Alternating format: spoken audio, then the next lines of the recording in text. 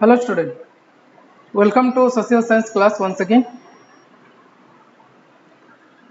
Today your history part is over, fully over. Today here I shall start International Organization, Political Science chapter 2nd. It is UNO.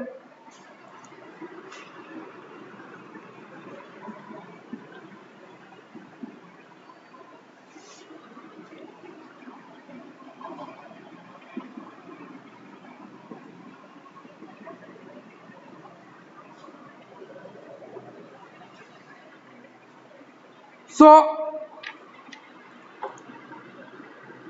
UNO, it was formed on 24th October 1945. Before that, with the same objective, League of Nations was formed. League of Nations it was formed, but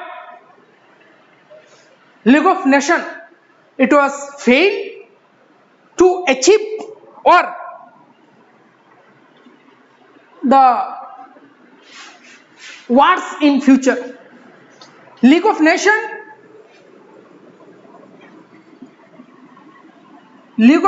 it was formed after First World War.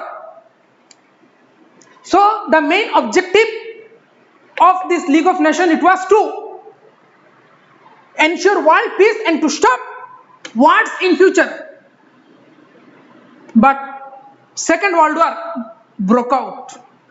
So League of Nations was failed to ensure world peace, and as a result, after Second World War, so United Nations organization was formed on 24th October 1945, and the headquarters of this United Nations organization it is in America at New York. United Nations 24th October 1945 it was formed, and every year 24th October it is observed as UN Day. Now what are the different objectives of the UNO that we will discuss now? So the first objective it is to maintain international peace and the security. So this is the first objective, and to maintain this international peace and the security, and to prevent the countries and to create a situation where the member countries they can stop themselves of not going for further any war.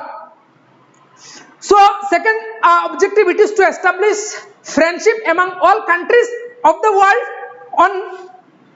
on the basis of equal right and the self-determination. So second it is that to establish friendship among member countries on the basis of equal rights and the self-determination, means all the member countries of the UNO will have self-right and the self-determination. Third, to bring about the solution of the existing economic, social and the cultural problem and the disputes among the member countries. So to bring after the Second World War, means by the Second World War, so the social economic condition of the world, so it was very much in a very horrible condition. So the economic condition of the world it was not good, and to solve all this problem, so one of the objective taken by the UNO was to solve all these existing social, economic and the cultural problems.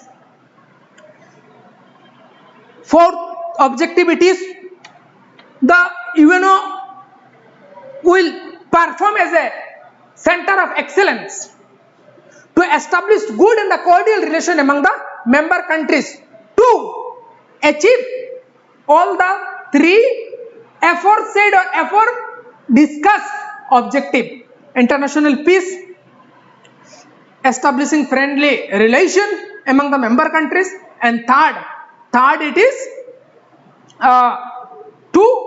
to solve the social, economic and the cultural problem. These are the three objectives.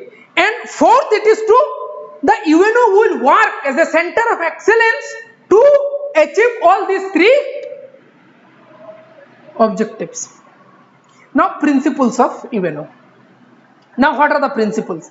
Now, UNO would be established on the principle of equal sovereignty of all the members. Now, equal sovereignty of all the members means there will be no the power discrimination, means all the members will have equal sovereignty, will have equal power. So, while discussing this the different organs, so we'll come to know the powers of the member countries. Second principle, it is all the member state would have to perform its own duties and the responsibilities by obeying rules. Mentioned in the UN Charter. All the members of the UNO, they have to perform their duties and the responsibilities mentioned according to the UN Charter. Out of the rules mentioned in the UN Charter, so member state, they cannot do anything. If they do, then what will happen? UNO will take the punitive action. Third, all the member states would have to settle all disputes in a very peaceful manner without affecting international peace. Whatever the problem arises between the state, among the state, they are to solve their problem in a very peaceful manner. So if these are not solved in a peaceful manner or by following the path of peace, then the international peace, tranquility will be disturbed, and this will not tolerate by UNO. So, in fourth principle, it is in the interest of maintaining the cordial international relation, all members shall refrain from threat. One should not give threat to other power or the other members of the UNO. So, the member should refrain from threat or the use of force against any power. Clear? So, if one is giving threat to another, so then the international peace and the tranquility, it will not be possible to maintain this. So, member state should refrain from giving threat or using force against any other member. Member should have to extend help and support to the UNO if and when UNO asks for. Whenever UNO will ask for any help and the support, the member state, they have to extend their full support and the cooperation.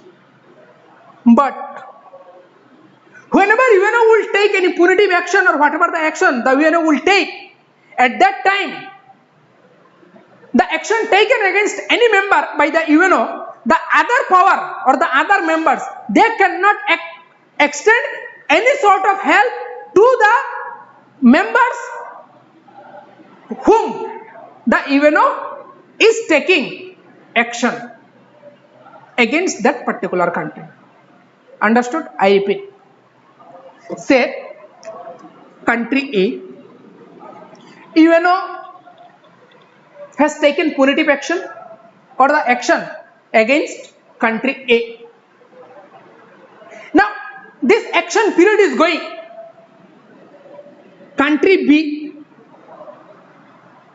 C, D.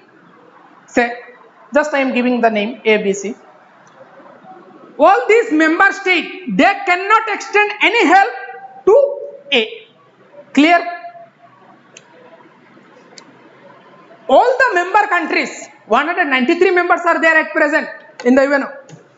So, all are to extend their support and help to UNO.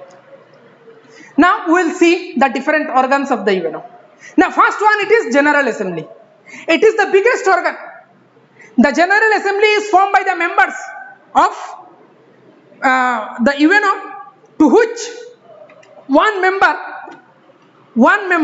state sends 5 representatives, but will have to cast one vote.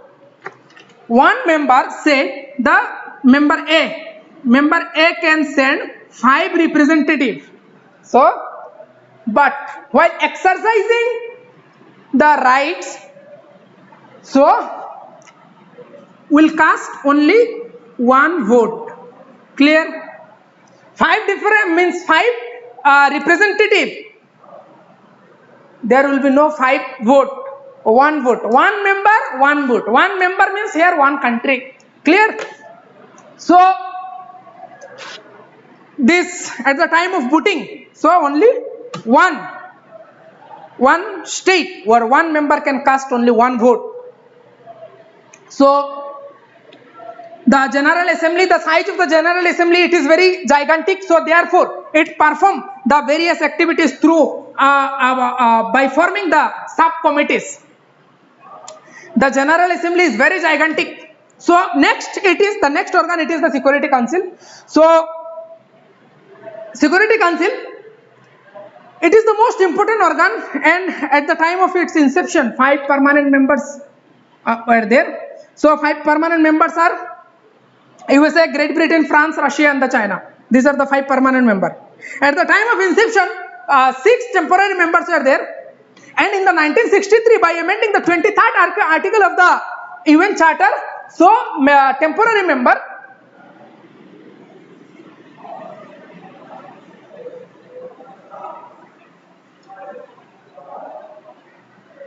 at the time of inception,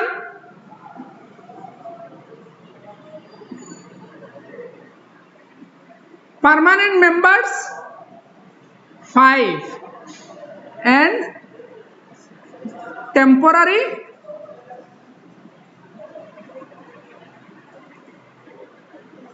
members were 6. But 1963, by amending the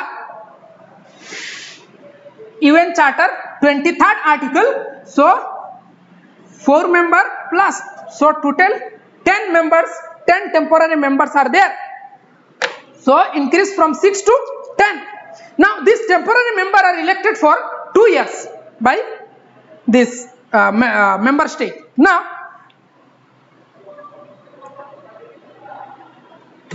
what about the decision or the resolution takes by the UNO? This 5 permanent member and the 10 temporary member, altogether 9 members should favor the move or the resolution takes by the UNO. Clear? But here one thing is there. So the concept of veto power is also there. So veto power, this power is exercised by only the permanent member. The 5 permanent member, USA, Great Britain, France, Russia, and the China. Now, the decision taken on any matter, and if any permanent members of the Security Council differ and uses his veto, then this will not come into force. Clear? So all 5 permanent members should favor the move or the resolution, whatever take by the UNO, all should favor them. Clear? This is all about the Security Council. Next, it is Economic and the Social Council. Now, at the time of inception of the UNO, the total member of the Economic and the Security Council, it was 18, then increased to 27, then increased to 54 in 1973. The members elected in this council, Economic and the Social Council, so the period of members are, it is of 5 years. Now the different fields where this organ, the Economic and the Social organ works, so these are the economic, social, cultural, educational, health, and the other related problems. So these are the different fields where this council works. Clear?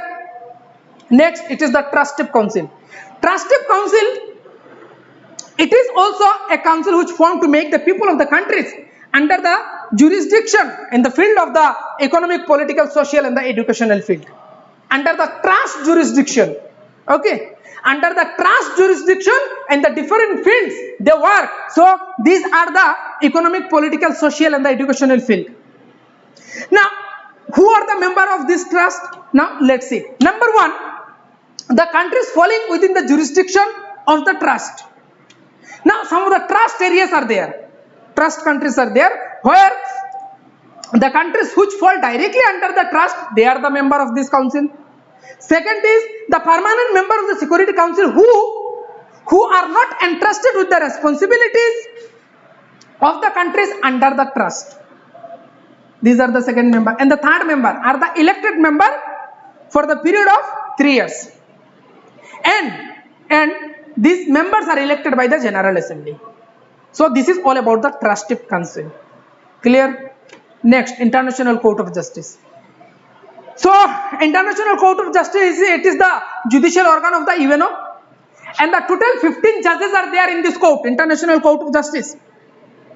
Now all the member states are the member of this court. Now the main function of this International Court of Justice, ICJ, the main function is to settle the disputes or the cases filed by the member state, and whatever the verdict will give by this ICJ, International Court of Justice, these verdicts are to take or to accept by the member. Clear? So International Court of Justice say the Kulbhushan Jadhav case. Okay, so it is going on. This example here I can cite. So India filed in the International Court of Justice this case. So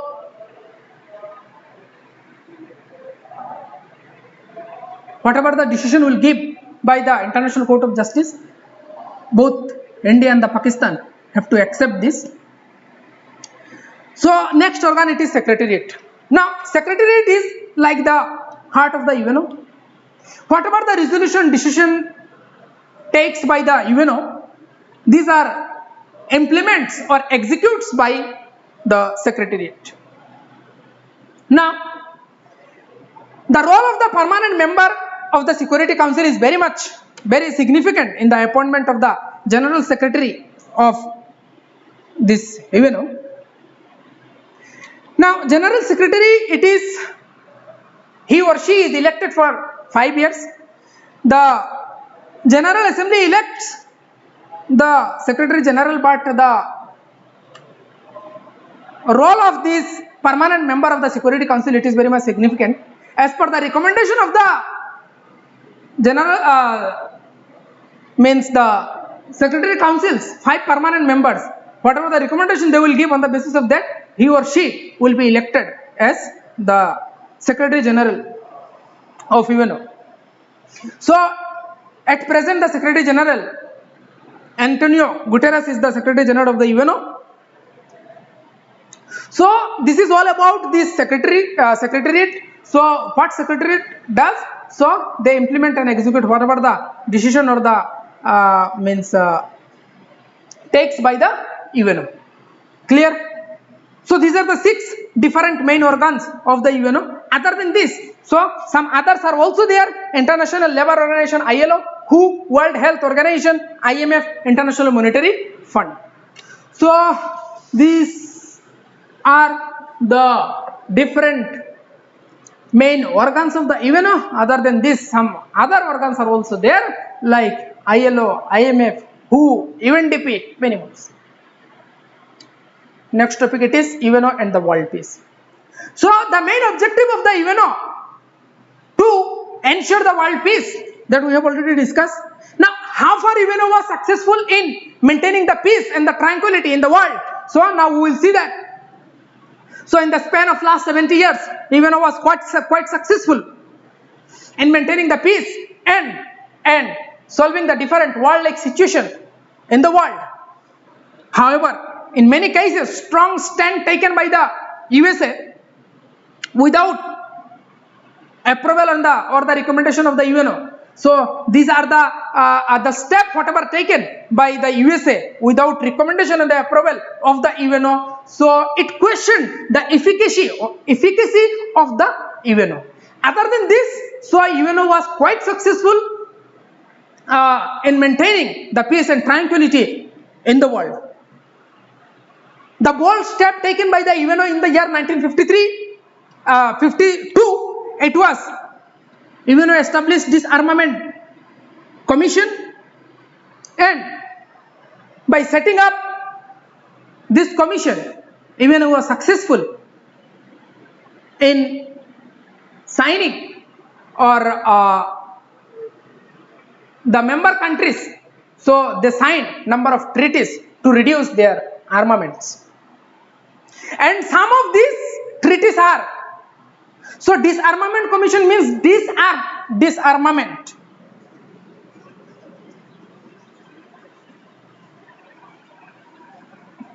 Disarmament Commission 1952 formed by UNO. So under this commission number of the treaties are signed. So SALT 1, SALT 2, START 1, START 2, NPT, so and CTBT. So SALT 1 Strategic Arm Limitation Treaty, SALT 1, SALT 2, and SALT 1 it was signed in 1972, SALT 2 1979, and START 1 Strategic Arm Reduction Treaty, then CTBT Comprehensive Test Ban Treaty, NPT Nuclear Non-Proliferation Treaty. So by signing all these treaties, so the powerful countries, they reduce their arms, okay, and the weapons like America, Russia, all these countries. So UNO was quite successful. UNO is quite successful in maintaining the world peace and the tranquility, but USA, without recommendation and the approval of the UNO, the stand taken. So this question the efficacy of the UNO. Now UNO and the Human Rights Commission.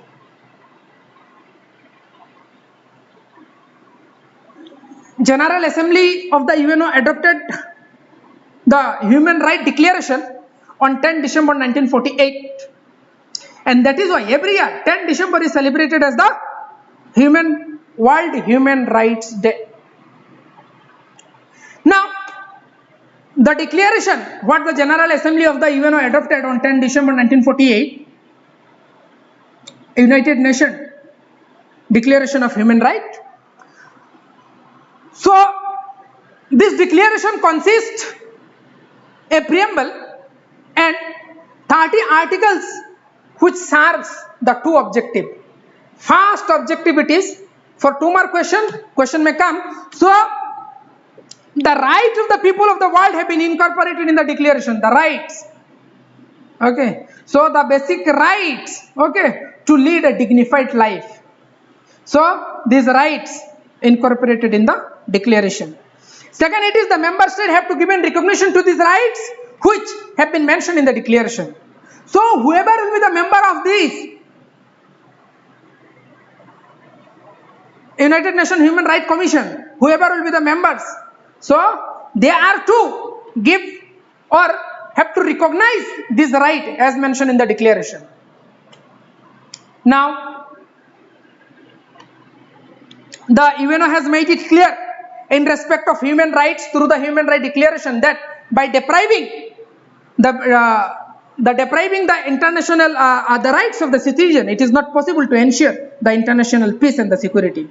So the member state, if they deprive the human basic rights, so and to hope for maintaining the international peace and the security, this will not be possible. If you are violating the human rights, so and you are hoping to maintain the international peace and the security, this will not be possible. So it is foremost to give the rights, the basic rights to the people. Then only so we can hope for international peace and the security. Now, Human Rights Commission in India. In the year 1966, so UN adopted a resolution that sought suggestion from all the member states regarding the formation of the Human Rights Commission in respective state.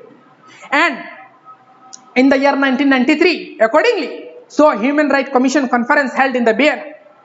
And as a result, what happened? So the issue of forming Human Rights Commission in each of the UN member state was reiterated. So as a result, Human Rights Commission was formed in member state to secure the human right in the respective state, and accordingly in India. So here Human Rights Commission in India that we are discussing here, 1993, 28 September, the President of India through an ordinance, so from the National Human Rights Commission, and on 8 January 1994 the president gave his consent on the bill and the same became an act.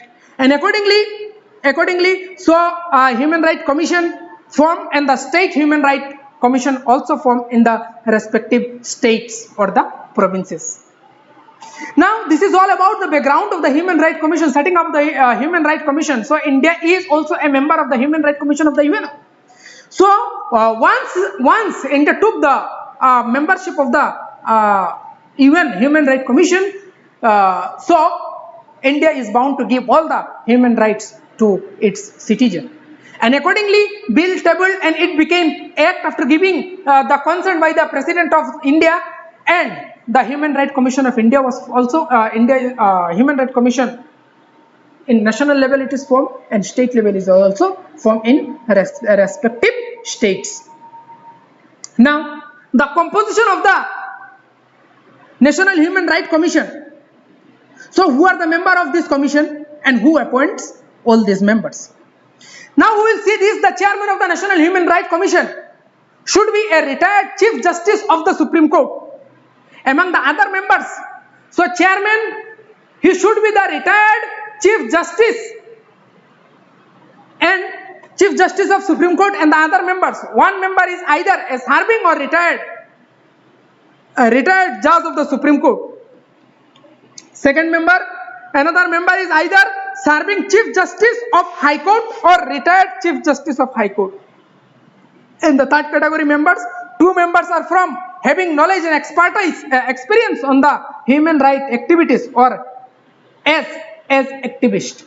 Two members. In addition to chairman of national, in addition, the chairman of the National Minority Commission, chairman of the Scheduled Caste and the Scheduled Tribes, and the National Commission, and the chairman of the National Women's Commission shall also be the member of National National Human Rights Commission.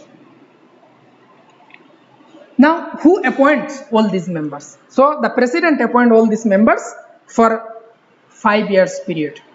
Clear? So, this is all about the United Nations Declaration of Human Rights. Accordingly, the member state, they also, by passing the act, ordinance in respect to India also, in the year 1994 on 8 October. So after tabling the bill, President gave his consent and it became an act, and accordingly National Human Rights Commission set up in India, and also the state Human Rights Commission also set up in the respective states. And the composition of the National Human Rights Commission, it is chairman, he should be the retired Chief Justice of Supreme Court, and the other members are there. So the one member is either serving or the retired judge of the Supreme Court. Like this, the two members as should be the social activist and the chairman of the National Minority Commission, and the Scheduled Caste and the Scheduled Tribe National Commission, chairman of the National Women Commission. They are also the member of this National Human Rights Commission. This is all about the chapter. So you read this chapter. If any doubt is there, you contact me. I shall help you. And read well at your home. This is the end of the chapter, and in one class I have completed your political science chapter 2nd. With this, your political science portion part is fully finished. Read well at your home. Any doubt, let me know over the phone. I shall help you. This is all about the day's discussion. Thanks to all.